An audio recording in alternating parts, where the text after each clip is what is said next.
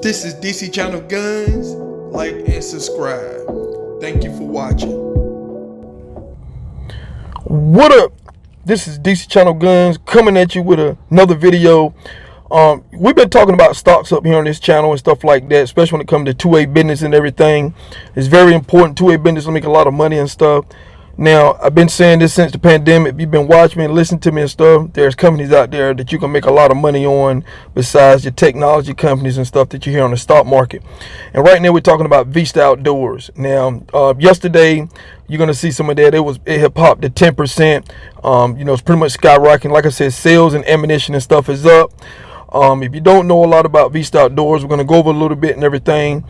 But I'm going to run a video showing you, listen to the CEO talking about, Vista Outdoors and stuff like that. But there's a lot of businesses that's making money, two-way business that we can support people and invest in stuff in. And so we're going to kind of go through it now. The high was 48.75 and everything. Market cap 2 billion and everything. And so we're going to pretty much talk about Vista Outdoors. Let me get into it and show you some stats when it comes to Vista Outdoors. You see analyst rating between buy and strong buy. Right here, Vista Outdoors. Now, just to give you a little summary, Vista Outdoors is design, manufactures, and market consumer products, outdoor sports recreation market in the United States and internationally. Now, the company operates through two segments: shooting sports, outdoor products. The shooting sports segment offer ammunition product, including centerfire ammunition, rimfire ammunition, shot shell ammunition, reloading components, hunting and shooting accessories, comprising high performance hunting arrows and game calls, hunting blinds, games, cameras, decoys, reloading equipment, clay targets, premium gun care products, holsters, duty gear, bags, packs, binoculars, rifle scopes, telescopes. And I can go on and on and on. Everything that you use in the 2A community, Vista Outdoors sell it, people. So this is something you can put your money. This is a long-term play.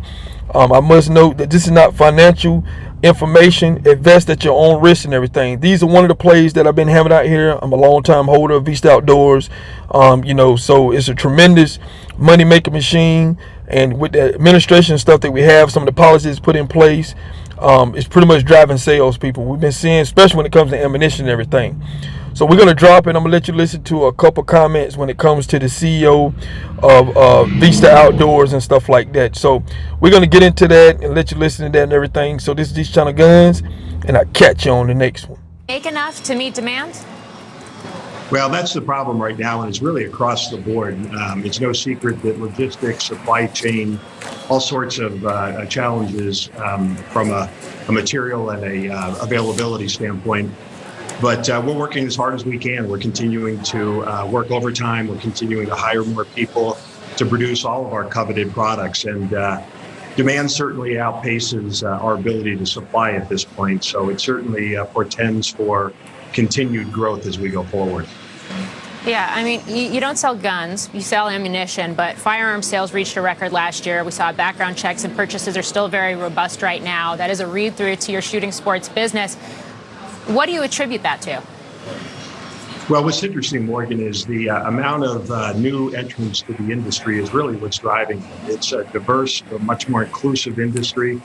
We've got hunting licenses that have grown to a level not seen since 1958, and it's trending younger, it's trending more gender diverse, and people are just embracing the field-to-table movement, and we see this continuing. And what's interesting is that it's a broad array of calibers. So sports shooting, where you're using shot shells, we can't make enough of them. All the hunting calibers, we can't make enough of them. All the enjoyment that people get from shooting sports in general just continues to drive this broad demand. I imagine politics plays a role too. I mean, historically, when we've seen a Democratic president in office, you've tended to see demand for firearms and thus ammunitions increase as well. I mean, we just had an election season that was very focused on safety and crime on both the local and state level. Just in the last couple of days, now questions about whether that changes the composition of Congress next year. Would that affect the conversation we're having? I realize we're still a ways off. Well, what's interesting, Morgan, is the increase that we've seen in shooting sports enthusiasm started a year before President Biden walked into office, before he was even the nomination or the nominated candidate for the party. So certainly politics could play a role in it, and that may increase demand even more. But what we've seen to date is just the general enthusiasm for shooting sports. And what I find fascinating too in our company is we've got 10 brands that are contributing over $100 million in sales each, and ammunition's got 3 of those 10 brands. So there's another 7 in the outdoor product segment that are growing as well. Yeah, and certainly growth across the board, to your point. Thanks for joining us today. This is DC Channel Guns. Like and subscribe. Thank you for watching.